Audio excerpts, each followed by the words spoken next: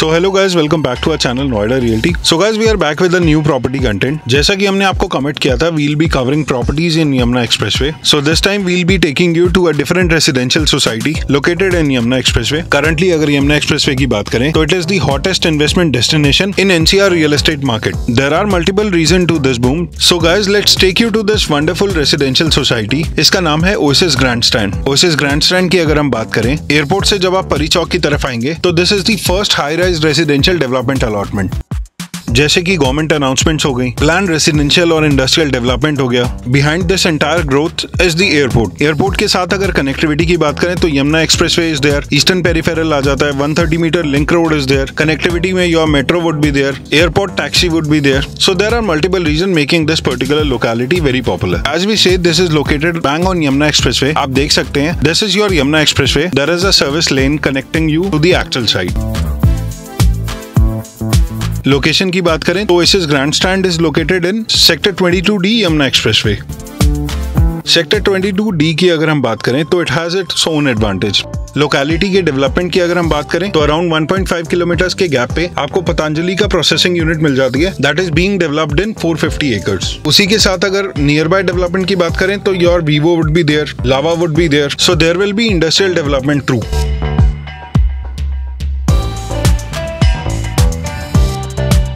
So this is the view of the society from Yamuna expressway. अब अगर Yamuna expressway पर property boom की बात करें तो जिस हिसाब से आपने देखा होगा प्रीवियस 1 ईयर में your residential plots have gone way to higher. और अगर इन्वेस्टमेंट पॉइंट ऑफ व्यू से देखा जाए तो buying a residential apartment is bit more safer. आपको इजी लोन फैसिलिटी मिल जाती है, no further construction is required. Apart from the same, अगर रेंटल रिटर्न की बात करें तो that is also good.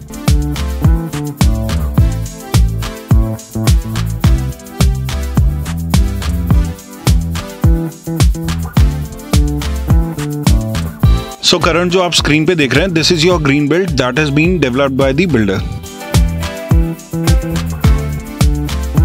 Project के स्पेसिफिकेशंस की बात करें तो 9.2 एकर्स का प्रोजेक्ट है। इसके अंदर टोटल आपके 11 टावर्स हैं। सारे ही टावर्स का जो नाम है that is related to your F1 race. अब जो 11 टावर्स है, अगर इनके बाइफर्केशन की बात करें तो आपको फेज 1 और फेज 2 का डेवलपमेंट इसमें मिल जाता है, जिसमें फेज 1 में आपके 8 टावर्स हैं that will B possessing this year, और फेज 2 में आपके 3 टावर हैं that comes under future development.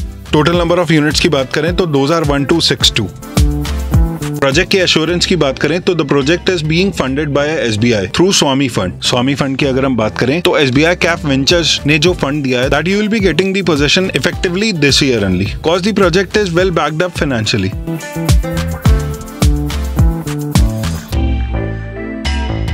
Project के ऑफरिंग की बात करें तो यहाँ पे आपको 1 BHK, 2 BHK और 3 BHK के वेरिएंट्स मिल जाते हैं। 1 BHK का जो साइज है that is very effective. 790 square feet में आपको 1 BHK मिल जाता है। बेसिकली वो 1 BHK प्लस किड्स का वेरिएंट है and these sizes goes up to 1495 square feet. Project की बात करें तो this is a podium based project. There will be zero vehicular movement on the ground floor. जितना भी आपका व्हीकल मूवमेंट होगा that will be below the podium area. We will be coming up with different variants of Oasis Grandstand in the coming video. इस particular video में हमने 790 square feet cover किया है। Actually अगर 790 स्क्वायर फीट की बात करें तो this is ideal size for investment. This will give you effective rental returns in the coming time. So this is the actual tower elevation। Yamuna expressway पे अगर आप इन्वेस्टमेंट अपॉर्चुनिटी की बात करते हैं तो the authority plots that starts from 300 meter has already gone way too higher। But अगर oasis grandstand को अगर हम देखें, you get a safest investment opportunity that starts from around 30 lakhs। This is your actual tower entrance area। This is your waiting lounge area। और ये आपका reception area हो गया।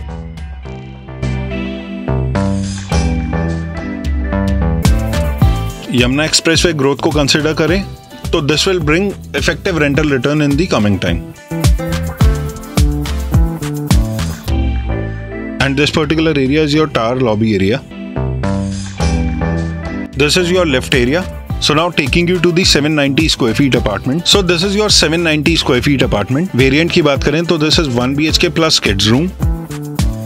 एंटर करते ही आपको ड्राइंग डाइनिंग एरिया मिल जाता है। इसके डायमेंशन की अगर हम बात करें तो this is 13 by 11 approx.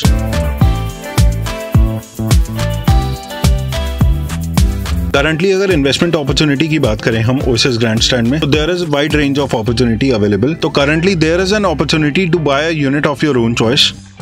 Moving further, this is your kitchen area जिसका डायमेंशन है 6 by 7 around, connected with your utility balcony.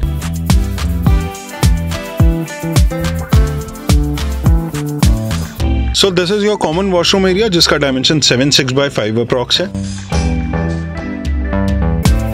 Generally अगर हम बिल्डर ऑफरिंग की बात करें तो 600 स्क्वायर फीट में लगभग आपको 1 BHK का एक अपार्टमेंट मिल जाता है। So now this is your kids room जिसका डायमेंशन 7/7 अप्रॉक्स है।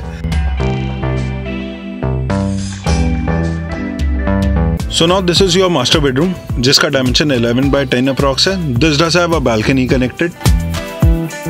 इन्वेस्टमेंट अपॉर्चुनिटी की अगर हम बात करें ओएसिस ग्रैंड स्टैंड में तो that start from approx 30 lakh rupees and goes up to 55 lakh rupees approx. To know more about Oasis Grandstand, you can connect us on the number mentioned on the screen. Apart from the same, आप हमें comment box में भी comment कर सकते हैं. We'll be connecting you back.